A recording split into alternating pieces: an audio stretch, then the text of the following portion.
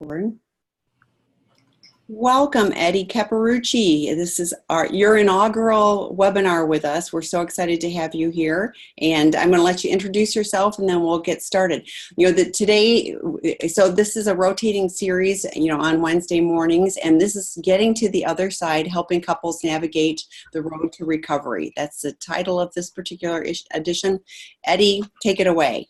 Well, thank you, Tammy. It is exciting to be here and to be doing this, and I really have a lot of great expectation for it. The program, just really quickly, let me set that up first and foremost. It's designed to help men who are struggling with sexual addiction, as well as their partners who are dealing with the hurt and the pain of betrayal. And then also, what does that road look like? What is the road that we need to take to help them navigate on for recovery? What's that going to look like? What are the pieces that we put in place that we can ultimately get to healing, that we can get to a sense of forgiveness, and then ultimately a new beginning?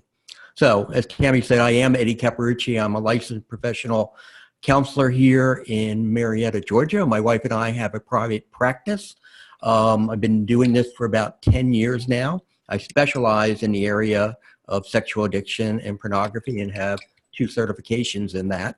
And our work is with mine primarily with men dealing with the addiction itself. We also deal with the betrayed partner, and then of course working with them as they both, after their healing is going on, working to help to learn to reconnect.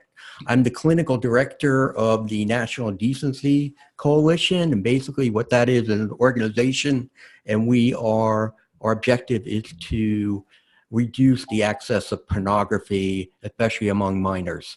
And that's a big thing that we've been working on. I'm also the administrator for 2 websites, menagainstporn.org, as well as Sexually Pure Men. And I'm also an author. I've written, my first book was Taming Your Shame Label. And my second one is now going to be out in February. And that is Going Deeper, How Your Inner Child Impacts Your Sexual Addiction. That's a little bit about me. I'm sure you get to learn more about me as time goes on and we continue, and hopefully I'm going to learn a lot about you folks too. But let's begin today. And again, the title of the podcast here is Getting to the Other Side, okay, helping couples navigate the road to recovery. Just a word, one kind of housekeeping thing. I'm going to use the pronouns him and her. I'm using him when I refer to the person who's involved in a sexual addiction or pornography addiction. I'm going to be using her to refer to the person who's been betrayed. I understand that women also struggle with this. I understand that there are men who've been very hurt by women in the past. But in order just to make this a little bit easier, that I can continue, more for my benefit than anything else, I can kind of keep clear here. So let's start today. Today, what I want to begin and talking about is D-Day happened. D-Day, in case if you don't understand what D-Day is, that basically is the Discovery Day. What's next? What happens next for that? And, when we see new couples come in here, the one thing that we really see most often is this sense of hopelessness, sense of helplessness, because they weren't supposed to be here. That isn't what they signed up for when they started their relationship or when they got married.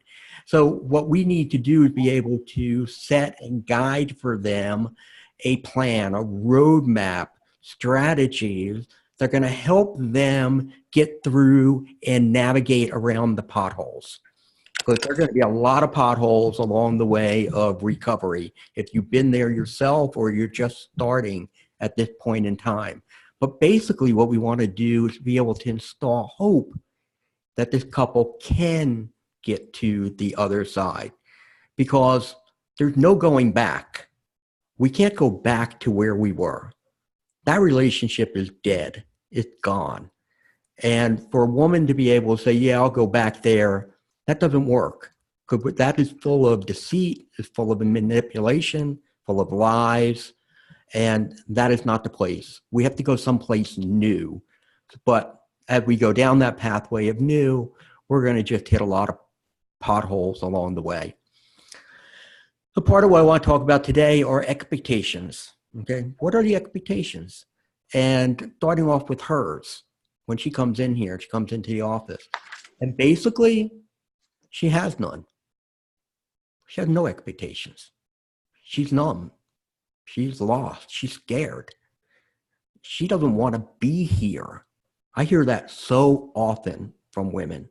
Why am I here? I shouldn't be sitting on this couch today.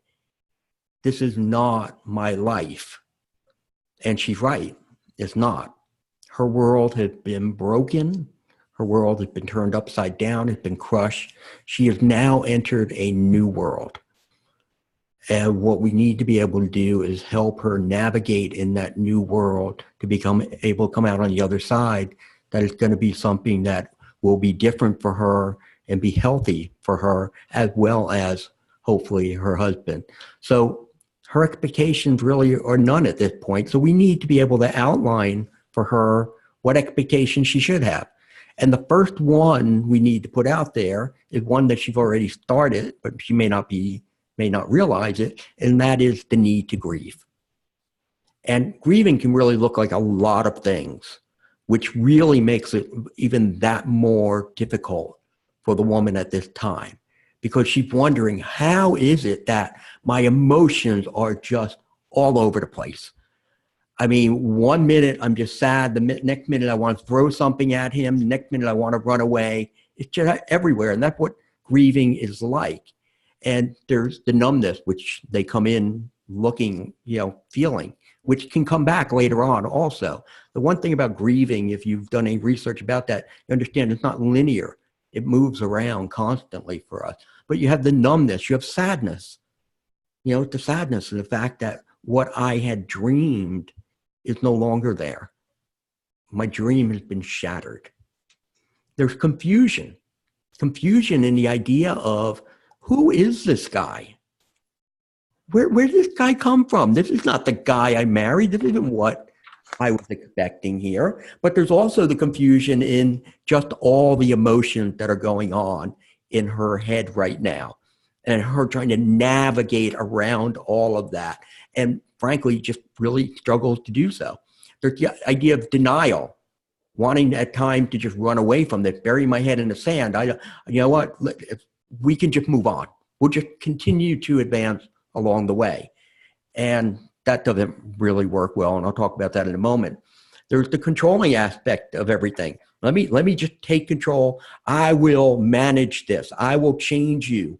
And most of that change comes in the way of taking him and putting him in a box. You're going to lock him up in a box. You're going to lock him down.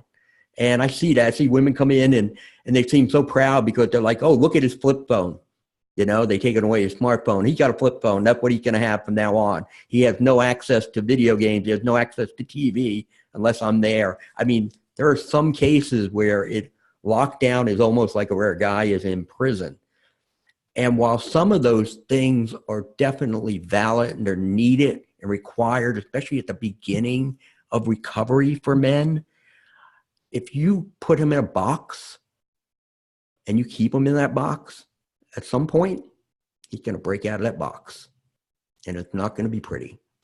So therefore, we need to be able to understand that behavior modifications are not the way for recovery. They may help us, but it's like putting a Band-Aid over this major wound that it's just going to continue to bleed. So we see that. We see a lot of self-blaming, where women are sitting there and they're taking blame and they're saying, you know what, it's my fault. If I'd been prettier, if I would have been more sexier, if I would have, been taller, if I would have been shorter, if I would have been thinner. And none of that's true. None of that's true. In fact, I tell women all the time, I could replace you right now on this couch. I could replace you with any other woman in the world. You name her, I can put her on that couch and he'd still do what he's done. Because it's about him, not about you.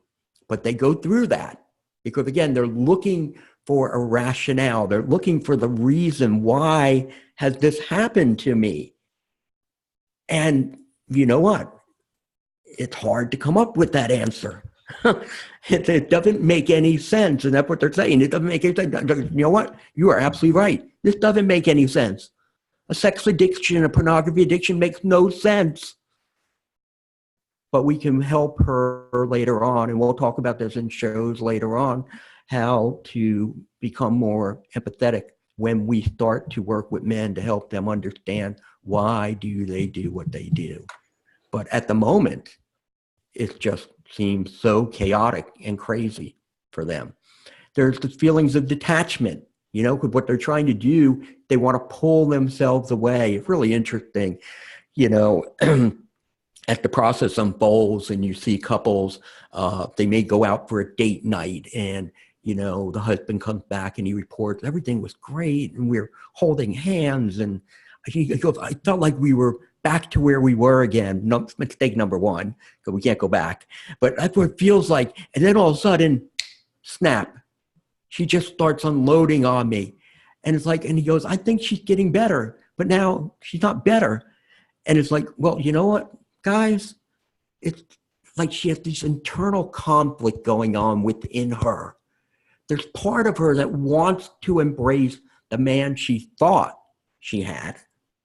She wants to embrace him. She wants to trust him. She wants to love on him. But then there's another part of her that is so afraid and wants to push you back as far away as you can be. And this is something that goes on in her head all the time. And therefore, if I tell men, you know, you may see this real smooth type of demeanor from her, but underneath the surface is this. Always. There's another storm coming. It may look really peaceful right now, but there's another storm coming.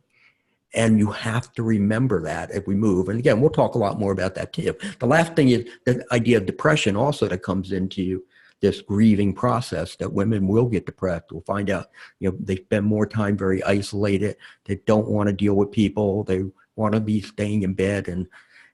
But what we're going through here, all of this is trauma. It's trauma. I mean, you know, 25 years ago, they were calling it codependency. You know, and then they come to realize that, well, most people have. Some still go down that path, the co-addict. But it's not. They're going through trauma.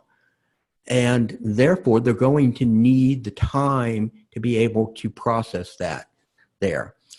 And, you know, it's really kind of interesting. They don't want to grieve. They don't want to grieve.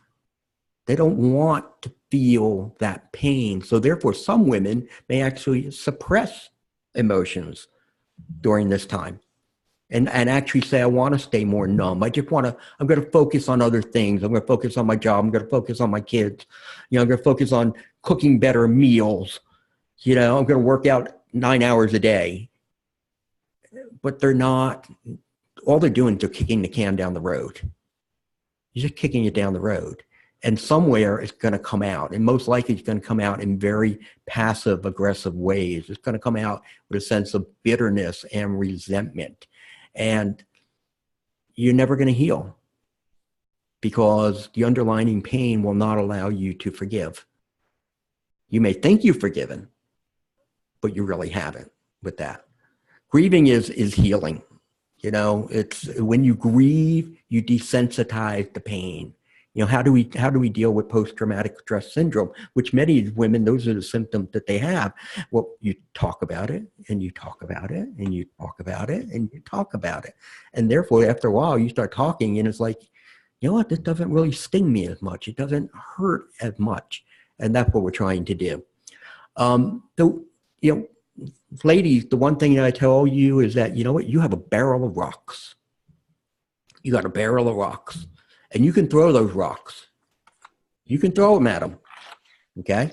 Now, of course, I don't mean literally throw rocks at him. We don't want that. But, you know, you need to be able to really let out your pain at times. And for men, and I'll talk about this in a moment, they need to be able to stand there and to help you do that. But, you know, again, no violence. Okay, I'll tell you a really quick story here. You know, we had a couple who they were going to a wedding. Weddings are a big trigger for this group. Okay, really advise people if you don't have to go to a wedding, unless it's a really close family member or friend, stay away from weddings. But they were like, no, we're going to a wedding. It was down in Florida. So they drove down to Florida and they were at the reception and she started drinking on top of it, which of course doesn't help. And so she goes, I want to go back to the hotel. And they get in the car and they're driving along. And now she starts getting very angry. She's throwing comments at him. He's not taking it very well. And she reaches out and she takes her nails and digs them into his face and rips down and just tears his skin. And then, so he pulls over the car because he's in pain. She gets out of the car. They're in a neighborhood. They don't even know where they are. And it's around 10:30 at night. And she just starts walking, cutting across yards. He's bleeding all over. And so now he's just driving very slowly through neighborhoods looking for his wife when a police officer comes by and says, oh, this doesn't look too good. This looks rather suspicious, this car. So he stops him, and now he looks at him. He sees blood all over. He goes, what are you doing? He goes, I'm looking for my wife. He goes, where is she? She's wandering around. How did you get cut? He goes, she assaulted me. Well, after a few minutes, the wife finds the police officer and the husband, and they arrested her. Oh, no. They arrested her. And he didn't want her arrested. But down in Florida, it's mandated. No, so they arrested her. She spent 2 days in jail. He could not bail her out because he was the party that did that. Then she needed to stay in Florida until her court appearance happened, and he came back to Georgia. I just give you that quick little story because, again, things can get out of hand if we're not careful about it. So again, while you have rocks, let's make sure they're not real rocks. Over time, those rocks really become pebbles along the way. As I try to finish this up a little bit, I just want to talk a little bit about for the men when it comes to this early time, that they need to learn that how to help their partners heal. That's really important. And the big problem that they have in most cases is when they allow their feeling to trump their partner's feelings. If they're offended, they're feeling unjustly accused because the wife is making up facts and information that he's like, no, that's not what happened. That's not what it's about. And not seeing the pain. And you need to continue to see the pain. Actually, my wife and I, we've come to the understanding and belief that it is more difficult for a man to help manage his wife's healing than it is for him to do his own recovery work. It is that is where I spend probably 30% of my time with men, helping them learn to be able to not see hostility, but to see pain, because that's what it's all about. A man's going to struggle with the recovery because, again, what's it dealing with? It's dealing with very unpleasant feelings. It's dealing with uncomfortable emotions. Oh, guess what? Isn't that why he's addicted to porn in the first place, or he has this sexual addiction? Because he could never sit with the emotional discomfort to begin. So now here we are trying to help him get over this, help him move away, and he's just getting bombarded with it. And hey, and I'm not at all, please do not take me to say I'm blaming the wife at this point. I am not. What she is doing is just natural, needs to be done. I'm never telling a woman, hey, you need to watch how you're grieving, with the exception of if you're putting your hands on somebody. But that is part of what we're trying to do. I'm teaching men how to sit with difficult emotions, which is very unnatural for them. And they're being bombarded with all of these very difficult emotions for them. So that becomes part of it. So that's why you'll see men who will try to shut it down. I had one guy who, the couple came in and the wife was like really upset and she's not even really talking. And, I said, finally I said to her, I go, why? I don't understand. You're here. Why are you not talking? And she goes, well, he told me I couldn't talk about it anymore. I go, what do you mean? He goes, I had the weekend. He goes, I'll give you 3 days. Friday, Saturday, Sunday. After that, you can't say another word. And I just looked at him and I said, you know what? You keep that up, you may as well go find a divorce attorney, because you're not going to allow her to heal. And he finally did. He opened up. He allowed her to continue, and they did well. They ultimately did very well. But you get that, because what happened, men, believe it or not, their anxiety is increasing with these uncomfortable emotions that are happening. So therefore, they want to shut it down, or they want to withdraw. Don't run away. Now, at some point, I think, a guy can run away. He can move, but he has to say, hey, you know what? Right now, I don't have the bandwidth. Right now, I feel like I'm flooded. I will come back. See, that's the important thing. See, what has happened here, if we've created an abandonment issue, that's what we created. And especially if you have a woman who's already has an abandonment issue in the past, now guess what? This just exacerbated the whole thing to make it even worse.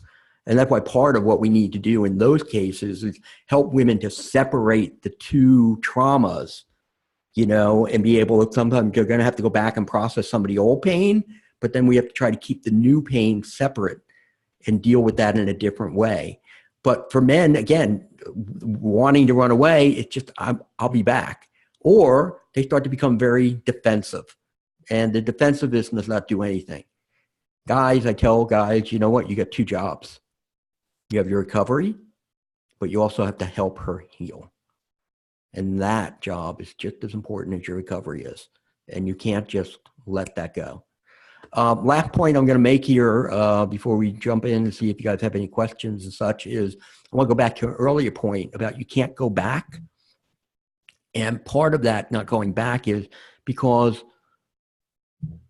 the partner is looking for transformation. She's looking for somebody different. She wants the new guy. She wants the new guy.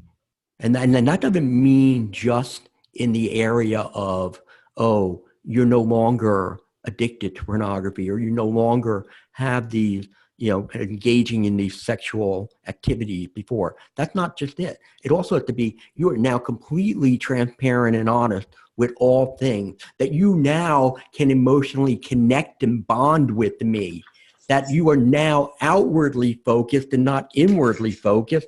Everything that you do, every decision you make, you sit there and you say, well, how will this impact my decision or my indecision? How will it impact her? That's what you're doing all the time for everything. And she sees that. You have your head up. You're noticing things around you. You're more alert. You're more mindful. You take action at home. You're more involved with the kids. You're building a legacy. When she sees that guy, that's when she'll say, okay, you know what? Yes, I can reconnect. Not just because you tell me your bad behavior is done, because you know what? That's no different than the guy over here who had the bad behavior. It's the same guy, but all you're telling me is that you don't do it anymore. So here's the big question. Why in the world should I believe you? Yeah, why? And you can't say, well, because I filled up this workbook or I went to counseling all the time. It has to be shown with the heart, and it has to be shown with action. So that gets you through the first episode here, what I want to talk about. I have a lot of other things that I want to do. I'd love to hear some ideas from you folks on what you're thinking here. What are some of the issues that you have that maybe we could use for shows too? So I don't know. What do you think, Tammy? Well, we have some questions and comments, so that's great. But I want to tag on to what you were saying. Lots of people ask the why, and there is no logical reason. If you look up the definition of addiction, it talks about your brain is hijacked. You make decisions not based on logic. And Kim Buck, who's another facilitator for us, talked about addictions in the lizard part, the old part of the brain, and it doesn't get to the thinking part of the brain. So, in fact, she even said it's in the same part where breathing is. So of course it makes no sense. It's not even a choice. It doesn't get to that point. So when you're talking about behavior modification, and you can learn skills to help you stop the behavior. When you're talking about grieving, I say this all the time. It is a grieving process. You're grieving not only what you dreamed of, but you're grieving the loss of what you thought you had. One minute you think you have this relationship and we're together and all of this, and then Discovery Day happens, and then you go, wow, everything I thought isn't true. And so when you were just talking about going back, and it is, and lots of people go, I want to go back to where we were. But I think even if when they got together, these two people came together, there wasn't acting out, there still wasn't the full attachment. There was something in place. And I think most of the time there is some behavior that was probably secretive and things like that, but there wasn't that full connection. Even if it gave the appearance of it, there was something. And so I agree with you. You have an opportunity to build something on a solid foundation of honesty, of integrity, that is different. And, I think at a higher level, even though the pain of the betrayal, the pain of the cheating, the pain of whatever, never completely goes away. Like you said, there are things that you can do, and it's talking about it. It's doing trauma therapy. It's doing the things. There are things that can change how it feels. So it isn't like, the oh my gosh, I experienced it in my body again. Just thinking about it. So it's a process. It's a long haul. I was thinking too, when Dr. Rob talks about, early on, the two people need support from other people. So, I feel like some of the stuff you're talking about is stuff that we're going to have to learn, in little increments. And you talked about how the addict, may not be able to handle the partner's emotion in the moment, because it is super triggering. Because if addiction is, so sex addiction, porn addiction isn't about sex or porn. It really is about escape. It's about numbing out. It's about, not dealing with anything. So now not only do I have to deal with life, but oh my gosh, I have to deal with my partner's unpleasant, feelings towards me, and it's really easy to be dismissive, when you're talking about the person that I'm giving you 3 days, like I just want to scream at that. It's like, okay, so you've acted out for, 15 years and I'm supposed to get over it in 3 days, and I have some unpleasant words I would be saying in the moment. Anyway, but it's one of those things where, I love what you said about, just being there, and not trying to fix it, not trying to dismiss, not trying to just, just being there and listening. But and that's not natural for men. No. That's not our natural. Or any addict, female addict too, is still going to go, like still unpleasant. So it isn't natural. But if we can keep that, what we want is a better us and a better relationship, then this is what I need to do, learn to do. It's not even do, it's what I need to learn to do.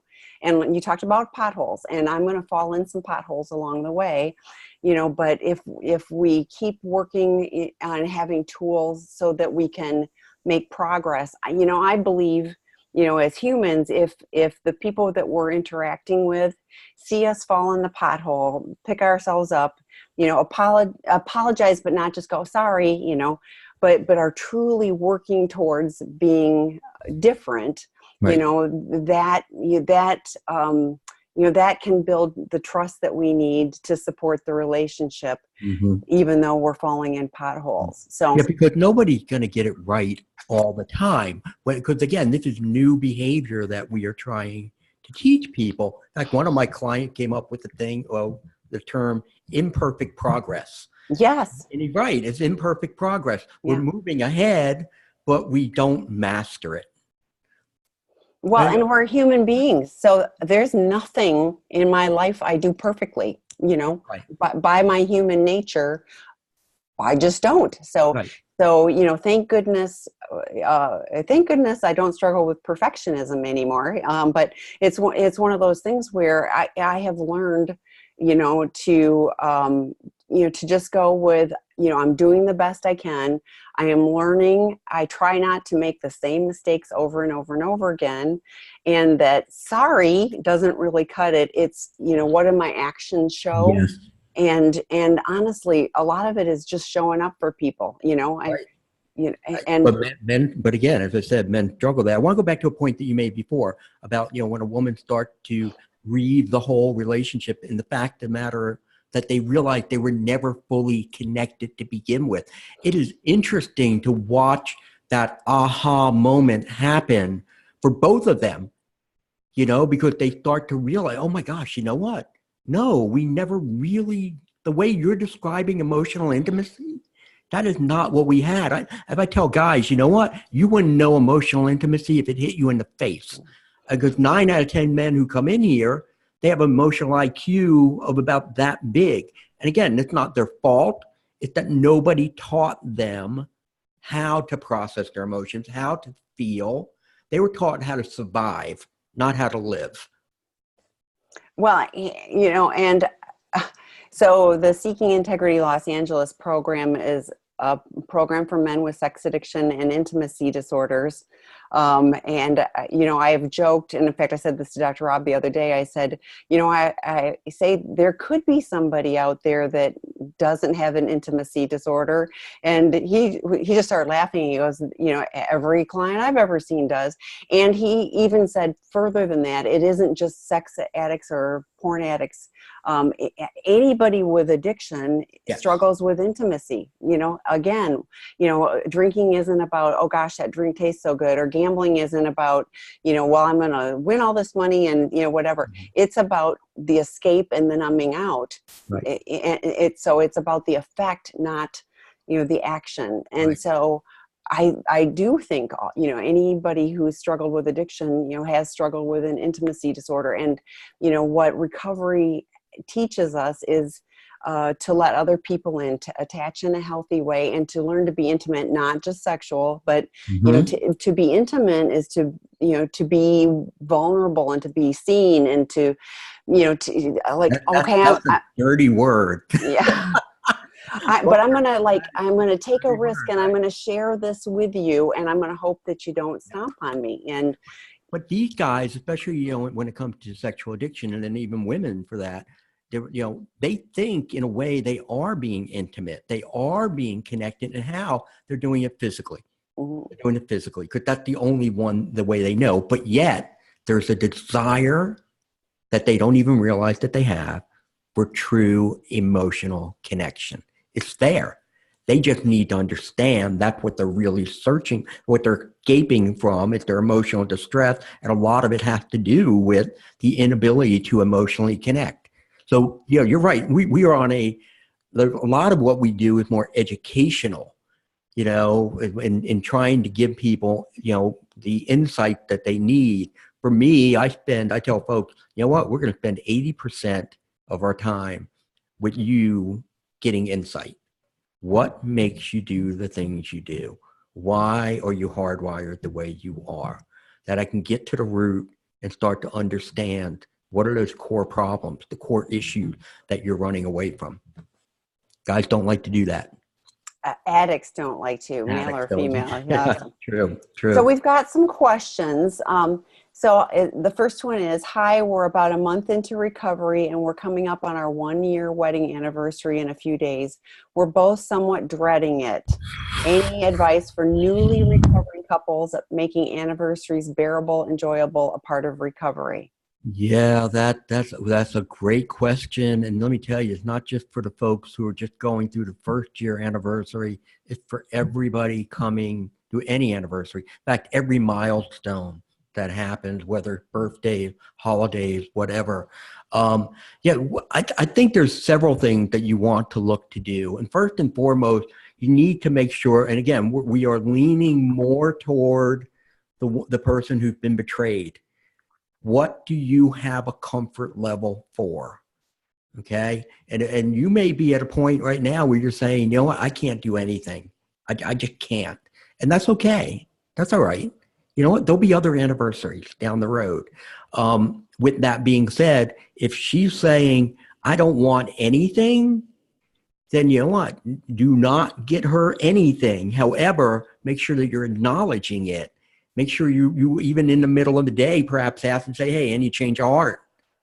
You know, it is a time for you, I think maybe for the two of you to use this day to sit and do self-reflection about, you know, the two of you and the relationship itself. What we were just talking about.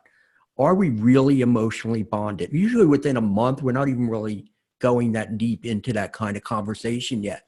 But are we emotionally connected? What do we need to do to get there? And again, you may need some help and guidance in that. And hopefully you're both with counselors that can do that for you. But I would use this time to try to reflect more with one another. But again, I think you really need to lean toward the person who's been betrayed. What is their comfort level? And even if you decide, hey, yeah, you know what, we're going to go out somewhere and maybe have a meal, do something like that, be prepared to, you know, maybe make a change of plans if you need to. Don't be surprised of the unexpected happening at this point in time. It is really complicated, and I agree. Go with, you know, the dreading. You know, I hope you get past that, you know, because it's no fun to dread, you know, an event. You know, there's lots of people that make it a neutral day. It's just another day and go about their business. There are some, you know, I remember when I saw this comment or question, I thought, I remember, and I don't remember all the details because it was a while ago, but they made a new anniversary. They made it an anniversary of recovery, and they kind of recommitted after a period of time, and that was what they actually kind of celebrated. You know, anything else was kind of, you know, not, you know, it was still on the books and everything else, you know, legally and whatever, but you know, and there's family and things. You know, I think what, you know, if there are places where the two of you are still able to connect, you know, like you're still able to go for a walk together, or there's something, you know, there's something that is, that feels okay to you to do, you know, and maybe, you know, maybe it's going out for a meal, maybe that's too much, you know, maybe it's just whatever it is, you know, but if there's something that you can do that you can agree on, and again, you know, like Eddie suggested, subject to change, you know, if the day arrives and it's like, nope, can't do it, you know, okay, you know, we'll just, you know, another time. And you know, it is challenging. It is really difficult. You know, Dr. Rob has talked about, you know, couples that are you know, are in this, you know, 20, 30 years. It's a different place to be in. You know, there's all of this history and things. You know, when you've only been married a year, it's challenging. You don't have the history. You don't have, you know, all these, you know, all these connection points. And it's too early probably, but, you know, even if you can get glimpses of, you know, I think people with an addiction are broken.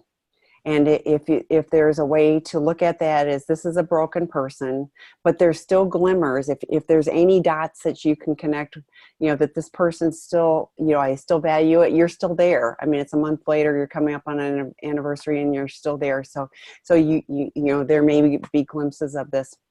Unfortunately, you know, when we say I do, you know, no one signs up for this. No one thought this was going to be part of the path, but, you know, life is a journey.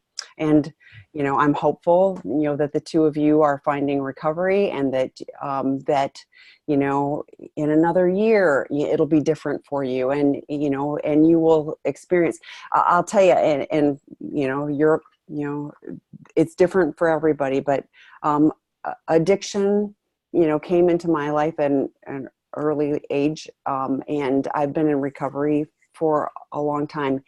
And it was painful. It was so painful. And I didn't betray another person, but addiction recovery has given me everything.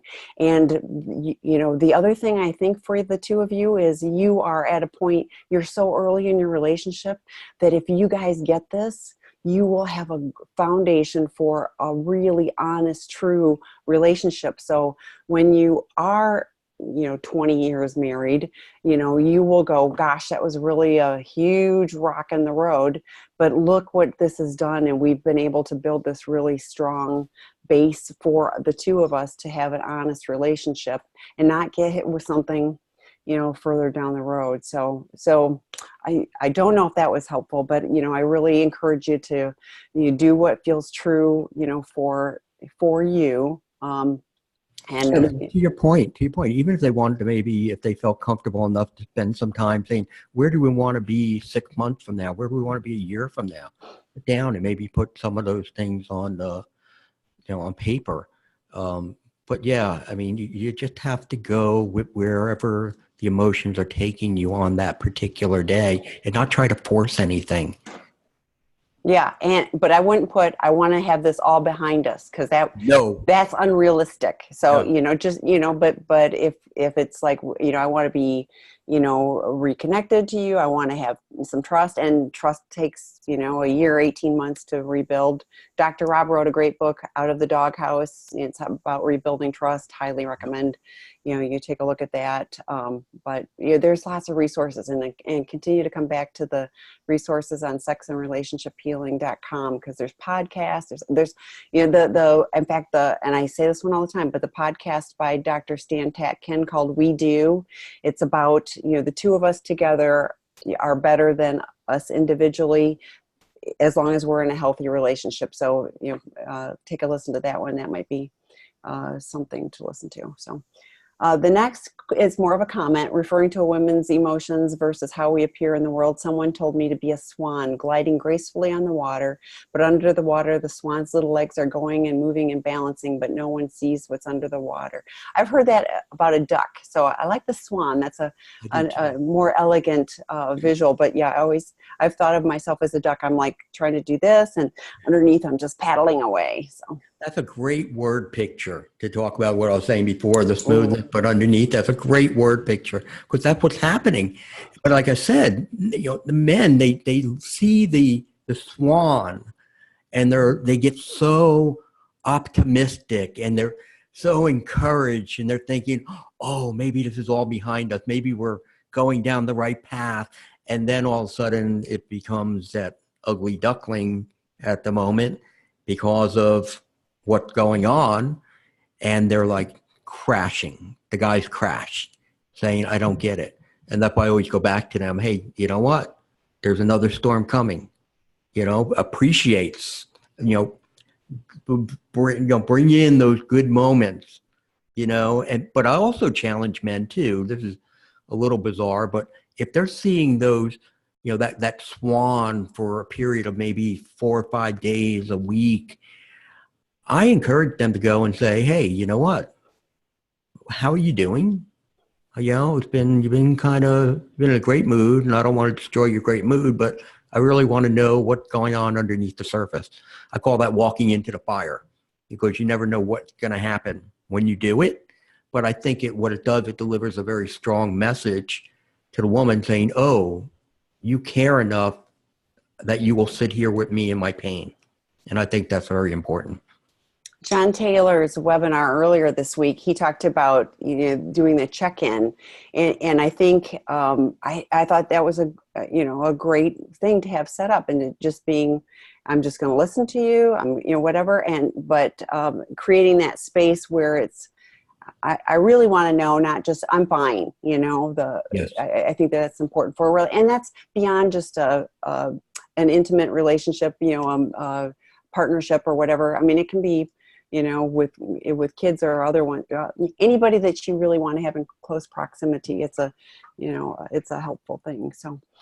So the next question is, our relationship is reversed. I'm the female sex addict. How can I get my husband to open and share his feelings and let me know what he expects of me now, what he's looking for in me? How can I regain the closeness? In our case, the SA wasn't known or interfering at all for 17 years before a car accident. So I think there was some injury that may be a precursor to the sex addiction. Right. Well, I think first and foremost here, I would hope that the husband is in counseling. I hope he's getting the guidance. For a man to open up, as you said before, Tammy, to be vulnerable, is very difficult. To be vulnerable after you've been hurt that way is even more difficult for men. We've seen over the years that, women seem to have more resolve to be able to help with the relationship, stay in the relationship, go through the whole process, where men are more likely to say, I can't deal with this, and they're going to exit. I think what you need to be doing is through actions more than anything else, because again, words don't mean anything at this point in time. I guess I would be encouraging you to be sitting down and even have them write you a letter. Write me a letter. Say, tell me what it is that you need from me. What are your boundaries in the future? What is it that I can do to help you heal? But again, if he's not talking and he's not being open to you, I really believe having a professional get involved is probably going to be more beneficial than you trying to pull that out of him. Because what you may also be having here is a bit of a power play, okay, that with him, that I'm not, no, I'm not giving you anything right now. I'm not going to give you anything. You just sit there and you suffer, you deal with this, just like I have suffered. I'm not saying that's what's happening. It's just that one of the possibilities. And that's why I think you need someone who he can talk to and process through all of his emotions and his feelings. I was thinking too, there's a couple things I want to invite you to reframe. How can I get my husband to open up and share his feelings and let me know what he expects of me now? I would invite you to look at what does he visualize for the relationship, instead of it's not, because otherwise it's like, well, what do you want me to do? What do you expect? So I think it's like, what does he, what do each of you see for the relationship? And then how do you mutually get there? What steps are going to be necessary from each of you in order to get there? So it takes the focus off of, well, he wants me to do this, or, it's like, well, if this is the point we want to get to, what do we need to do? And then the other thing is, and how can I regain the closeness? It isn't, to me, about you regaining the closeness. It's like, how does the relationship regain the closeness? And I just mentioned Dr. Rob's book, Out of the Doghouse. If you haven't read that, it was written to men who are caught cheating. However, it is effective for women who were unfaithful as well. It's, you can say till the cows come home, I'm going to whatever. In fact, but it's what you do. But I'll finish that thought. Dr. Rob wrote a blog that's on Psychology Today, and I monitor the comments, and it's getting all kinds of comments, and it's about, the affair partners and things like that. And they talk about, if he says that he's done cheating, don't believe him. This is from the affair partner, because he's showing up with you and the kids, and he's having dinner and whatever, and he doesn't want to lose you because of that, but he's still coming to me. And I thought that that is really true. So it really is about the actions. That's a whole complicated thing. So. Your words mean nothing, because you've spent so long lying and manipulating. And therefore, you need to be able, through action, to demonstrate, here are the changes. And I think also for him to see the work that she's doing. What are you doing? Are you going to your meetings? Are you in counseling? Are you, in a support group? Those kind of things that maybe he can say, oh, you know what? She looks like she's really putting an effort into understanding why she's done what she's done. Well, or doing the things, to me, why is less I mean, it's the triggers and there's some things like that, but it's like, what are you doing to show me that you are trustworthy? Are you going to meetings? And I talk about this, before too. It's like going to meetings is great, but it's working a program and it's changing, because I know I've been in 12-step meetings a long time. I know lots of people who are seat warmers. They show up, they warm the seat, and they go, I'm going to meetings, check, but they're not really engaging. And it really is, in my opinion, the point of the 12-step meetings is to do the 12 steps. Right. It's being guided through those. And in working those steps, I changed. I, reduced my shame. I learned to do different things. And so, there were concrete changes in me based on, on doing that. So I think that the things that you are doing that show him that, you are changing, and you are, that he will be able to start, bit by bit, trusting you.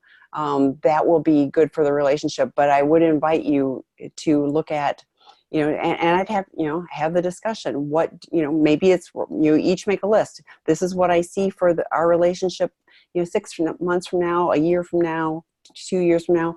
And where do we line up? Oh, you are saying this and I'm saying that. Well, what does that look like for us, navigating that? And then when we've got mutually agreed upon a vision for this, how do we take steps to keep, working to it? You want to be close to him. What is that going to take, for him to feel safe in order to do that? I mean, often the shoe's on the other foot, and it's, what does he have to do in order for her to feel safe? But what do you need to do to show him that you are trustworthy, and that, he can feel safe in this relationship? So there's a lot of practical things that can be done. So, okay. Next question. My husband does not My husband does think about me when he makes decisions. He tells me the boundaries I have make him lie to me. My boundary is me or porn, but not both, and no slippery slope activities or apps, websites, because he will slip. He isn't in treatment and is in denial about the pain he has caused. So he says he has to lie, and says if I didn't have boundaries, he wouldn't have to lie.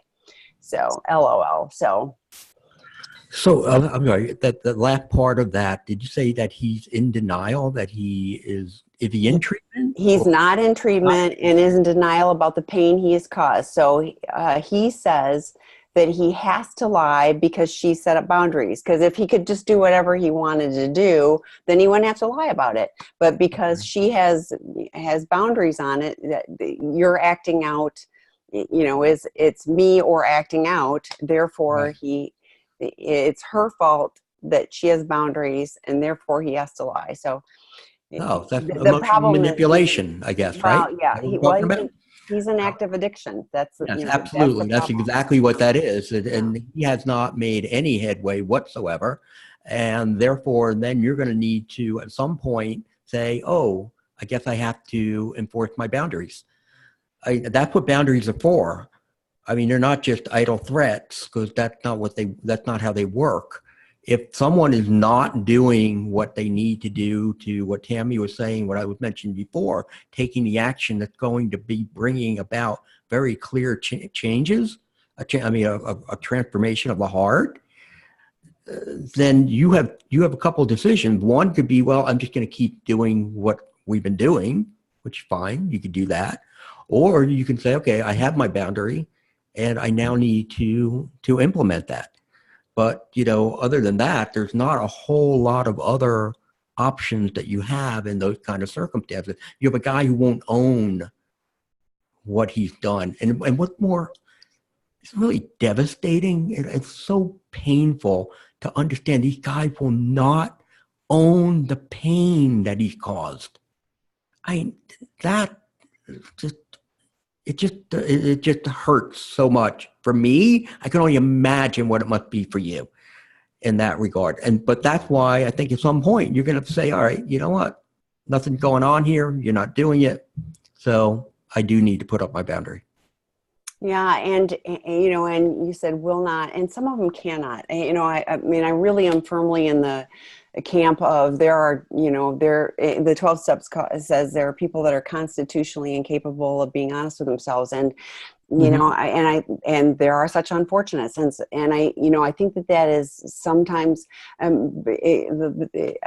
know this story enough to know that this person has done her best at being really clear about, you know, this is how painful. So you know, Right. it is absolutely, I'm not owning it. I'm not doing anything. Right. And so, and not everybody's in a position where they're able to leave the relationship. So, you know, it is setting boundaries, and it's making sure that they're safe within the confines that they, you know, Right. possibly No, can. you So, create new boundaries that are more yeah, realistic that you can yeah, live with. And I'll say this, okay? No, some people, yes, they will struggle not to change. But you know what? You got to try to do the work.